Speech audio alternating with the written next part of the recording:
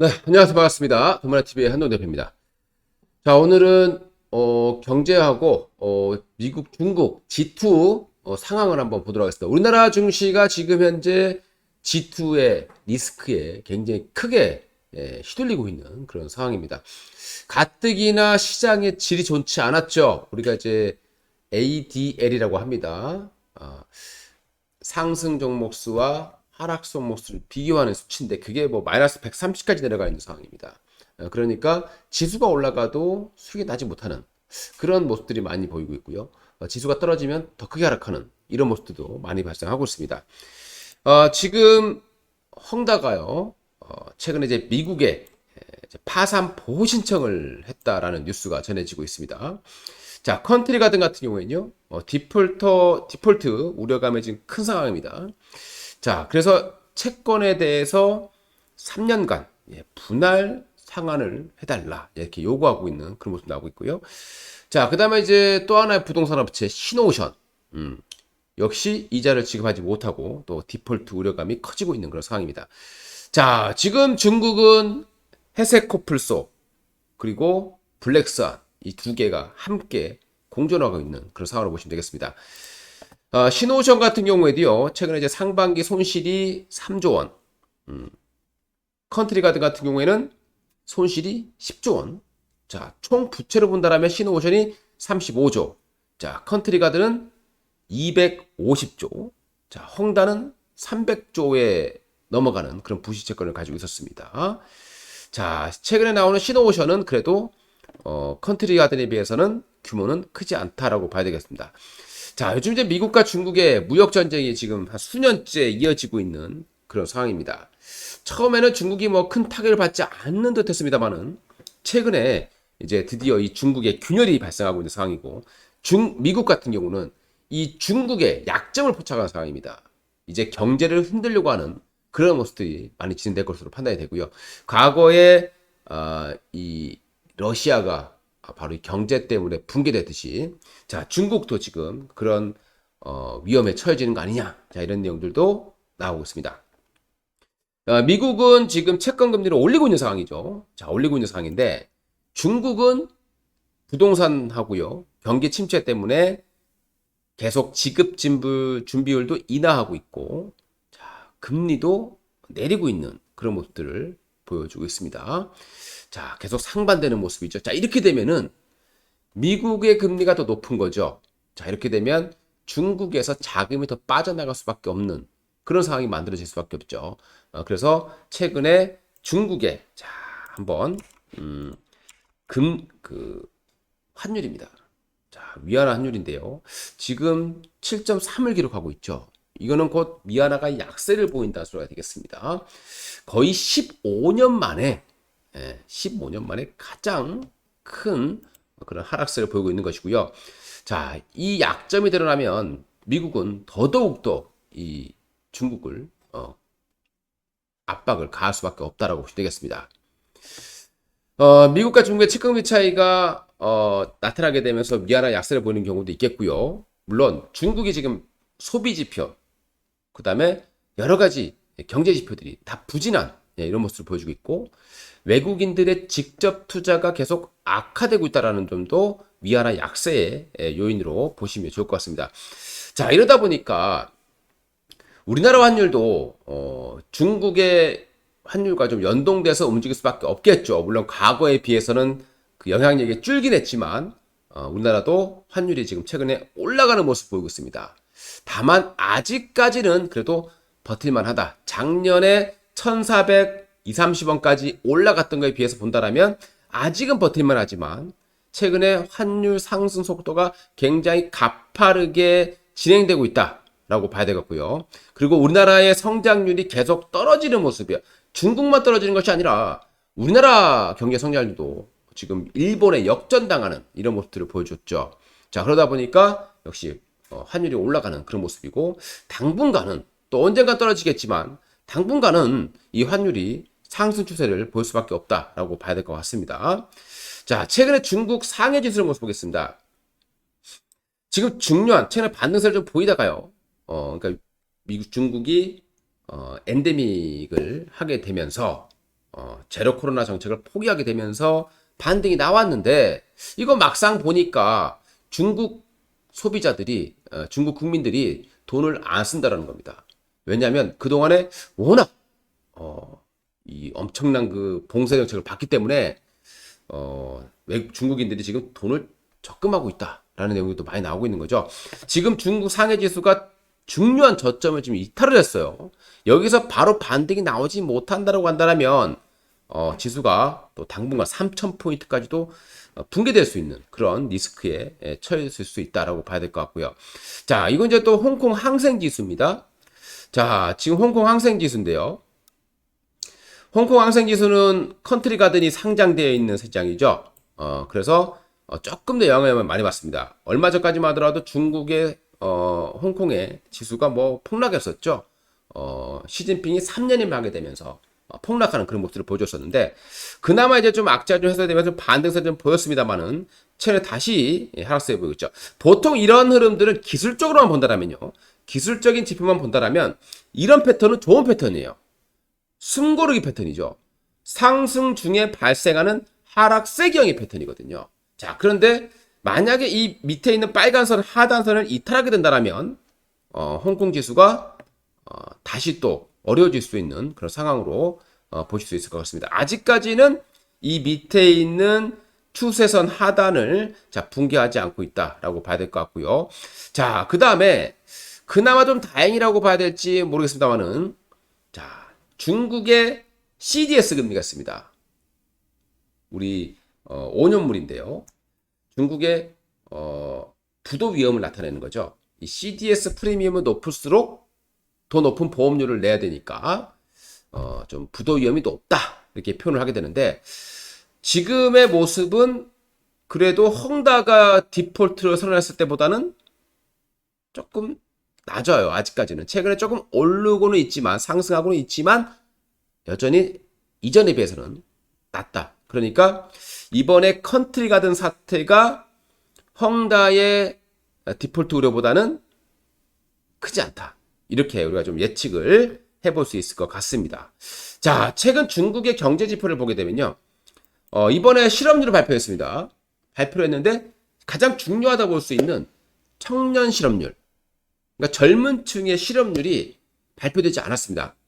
자, 그러다 보니까 이 외국인 투자자들이 불만이 굉장히 많아요. 이거 뭐 이제는 깜깜이다. 이젠 정보의 블랙홀이다. 이렇게 표현하고 있는 거죠. 자, 지금 중국의 실업률입니다. 오, 굉장히 가파르게 올라가요. 청년 실업률이 21.3을 기록했는데 이게 아마 22나 23을 넘어섰을 것 같아요. 그러다 보니까 깜짝 놀란 거죠. 그래서 발표하지 않은 것으로 보실 수 있을 것 같고요. 자, 그 다음에 중국의 직접 투자입니다. 자, 외국인 직접 투자가요. 큰 폭으로 떨어지고 있죠. 이전치가 2개월 전이 0.1이었는데 이제는 2.7, 이제 마이너스 4%까지 기록하고 있는 겁니다. 굉장히 지금 어려운 그런 모습들을 만들어내고 있다라고 봐야 될 것 같고요. 소비자 물가지수 7월 달치는 마이너스 0.3을 기록했고 올해는 누적으로 0.5% 상승에 그쳤습니다. 미국과는 상당히 상반되는 그런 모습이고요. 생산자 물가지수는 마이너스 4.4%를 기록했고 10개월 연속 마이너스를 기록하고 있는 거죠. 뭐 얼마 전까지만 하더라도 인플레이션이 막 우려될 때는 오히려 생산자 물가지수가 떨어진다라고 하면 호재가 되는 거죠. 자, 그런데 지금은 중국이 왜 이렇게 여기에 민감하게 반응하느냐? 이제는 디플레이션 우려죠. 그러니까 디플레이션이라는 것은 이게 경제 성장이 완전히 침체될 수 있다는 거죠. 과거에 일본이 그랬듯이 중국도 그렇게 되는 거 아니냐. 지금 중국의 출산율도 엄청나게 떨어지고 있는 그런 상황입니다. 자, 그래서 이런 부분들을 이제는 호재가 아닌 악재로 받아들이고 있다라고 보시면 되겠고요. 자, 지금 중국의 신생아 수가 크게 떨어지고 있습니다. 이번에 7월 달치가 올해치가 700만 정도까지 안 될 거다. 이렇게 예측을 하고 있는 그런 상황이고요. 합계 출산율이요 1.09명을 기록했습니다. 자, 그러다 보니까 최근에 중국이 10대도 이제 결혼할 수 있게 하는 그런 법안을 추진하고 있다라는 뉴스도 나오고 있는 상황이고요. 중국의 출산율은 우리나라보다는 높지만 최근에 일본보다는 낫다라고 나오고 있는 거죠. 그러니까 지금 중국의 미래 성장률이 계속해서 추락하고 있다라고 보시면 좋을 것 같고요. 성장력이 떨어지게 되면 외국인 자금들이 빠져나갈 수 없게 되는 거고, 이런 빈틈을 미국이 치고 들어올 것이다 라고 보시면 좋을 것 같습니다.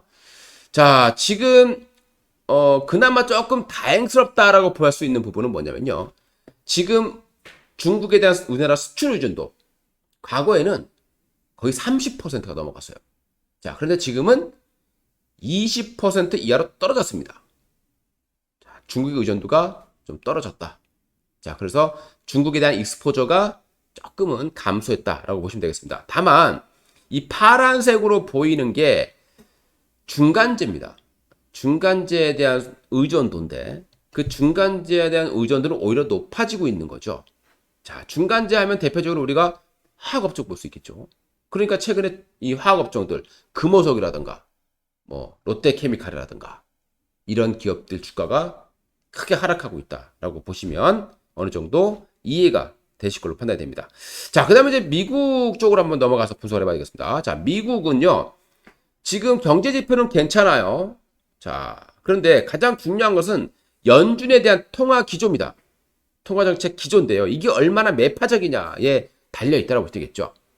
최근 발표된 연준의 내용은 다소 매파적이다 이렇게 보시면 되겠고요. 자, 그리고 이번 주에 굉장히 강력한 또 이슈가 기다리고 있죠. 바로 8월 24일부터 잭슨홀 미팅. 작년 같은 경우는 잭슨홀 미팅 이후에 금리 인상이 굉장히 가파르게 진행됐죠. 그래서 시장이 폭락하는 이런 사태가 발생했는데요. 자, 올해는 그 정도까지는 아닐 겁니다. 이미 뭐 많이 좀 나와 있기 때문에. 자, 근데 현재 물가 상황이나 이런 걸 봤을 때 연준은 여전히 매파적일 가능성이 높고, 지금 연준은 중국을 공격하고 있는, 미국은 중국을 공격하고 있는 상황이죠. 그렇기 때문에 높은 금리를 더 이어갈 가능성이 높다라고 보시면 좋을 것 같습니다. 그러다 보니까 미국의 10년물 금리가요, 작년 가장 높았던 시점보다 더 높아졌어요. 지금 4.3에 육박하는 엄청난 그런 상승률을 기록하고 있는 겁니다. 자, 그러니까 얼마 전까지만 하더라도 미국이 이제 곧 금리 인하할 거다라고 생각했는데 전혀 그런 모습이 안 나타나고 있는 거죠. 제가 이제 올해는 이미 올해 초부터 올해는 금리 인하가 없다라고 제가 계속해서 강조드린 바 있습니다. 자, 그리고 미국의 금리에 민감하게 움직이는 게 바로 기술주죠. 거기가 포진되어 있는 나스닥. 자, 다우보다는 나스닥이 중요할 수밖에 없는 거죠. 그러니까 나스닥 지수의 하락폭이 지금 굉장히 크게 진행되고 있는 거죠. 베어마켓 랠리가 나왔습니다. 자, 그리고 나서 하락이 진행되고 있어서 물론 반등이 나오긴 하겠지만 자칫 베어마켓 랠리가 끝났을 가능성도 배제할 수 없는 그런 상황이다 보니 조금 부담은 된다라고 봐야 될 것 같습니다. 자, 우리나라의 10년물 채권 금리가 지금 3.9를 기록하고 있습니다. 굉장히 높은 그런 수치죠. 작년 우리 그 연말이죠. 우리나라에서 그 레고 사태라든가 이런 거 있을 때에 비해서는 아직은 낮은 수치긴 하지만 최근에 한국의 국채금리 수익률도 높아지고 있는 거죠. 물론 기준금리를 동결할 가능성이 있겠지만 계속해서 채권금리가 올라간다라면 한국도 기준금리를 또 올릴 수밖에 없는 그런 상황이 만들어질 가능성이 있다라고 봐야 될 것 같습니다. 자, 코스피 지수는 아무래도 경기 민감주가 포함되어 있죠. 화학, 철강, 반도체, 자동차, 가전기기 업체들이 대부분 코스피에 들어가 있습니다. 자, 그렇기 때문에 이런 중국의 영향, 경제 상황에 대한 영향을 더 많이 받고 있다라고 보시면 되겠고요. 최근에 우리나라 코스피 지수를 보시게 되면 여기 이제 베어마켓 랠리입니다. 급락 중에 반등파가 나온 거죠. 근데 반등파가 좀 미약했습니다. 자, 그런데 여기 보시게 되면 하락 중에 발생하는 상승 세기형의 패턴이에요. 고점과 저점이 이렇게 높아지는 패턴이죠. 자, 이게 완성이 됐다라는 게 너무 좀 부담되는 그런 상황으로 보시면 되겠습니다. 그러니까 모든 게 기술적인 모습, 즉 차트를 갖고 될 수 있는 건 아니지만 여기에는 많은 사람들의 심리가 녹아 들어가 있는 거죠. 자, 그런데 이 저점을 깨고 내려갔다라는 것은 절대 좋게 볼 수 없는 그런 상황으로 보시면 될 것 같습니다. 자, 코스닥 지수는 에코프로 때문에 많이 왜곡되어 있는 상황이에요. 이 정도까지 높게 올라갈 지수가 아닌데 에코프로 때문에 좀 많이 올라 있는 것처럼 보이는 상황이 되겠죠. 그만큼 또 위험성도 높겠죠. 자, 코스닥 지수도 지금 1차적인 지지선, 추세선 하단을 이탈하는 그런 모습들이 발생을 했습니다. 자, 그렇기 때문에 우리가 당분간은 또 언젠가 또 미국이 금리를 내리게 되고 뭐 이렇게 한다라면 뭐 좋아질 수는 있겠지만 지금 당분간은 이 중국하고 G2, 미국 이 두 개의 리스크 때문에 시장이 변동성이 좀 크고요. 그리고 살만한 주식이 없어지는 거죠. 그러니까 경제에 대한 전망이 좋아야 미래를 보고 사는 겁니다. 자, 그런데 경제에 대한 전망이 좋지 않으니까 미래를 볼 수가 없는 상황이 되는 거고요. 자, 그러니까 지금 당장 어떤 이슈가 발생하는 테마주들만 활개를 치는 그런 상황이 연출되고 있다라고 이해를 하시면 되겠고요. 그러니까 첫 테마는 잡아도 됩니다. 자, 그런데 주가가 100% 이상 급등했다. 뭐 200 주도주가 200% 이상 올라갔다라고 하는 그런 테마주는 조심스럽게 대응을 하셔야 됩니다. 최근에 초전도 테마도 폭락을 하고 있잖아요. 자, 그만큼 테마주는 빨리 사면 돈을 벌어주지만 늦게 사면 큰 손실이 발생합니다. 그러니까 어떤 테마가 발생했을 때 이 테마가 지속성이 있을 것이냐를 먼저 판단하시고, 자, 그리고 첫 테마냐를 판단하시고, 내가 첫 테마 할 때 첫 상한가냐 이걸 판단하셔야 되는 겁니다. 자, 그럴 때는 그래도 해볼 만합니다만은 그렇지 않을 때는 철저하게 조심스럽게 대응하시는 그런 전략이 좋을 것 같습니다. 배트를 짧게 잡고 가시면서 리스크 관리 잘 하시기 바라겠습니다. 이상 도마네TV의 한동훈 대표였습니다. 감사합니다.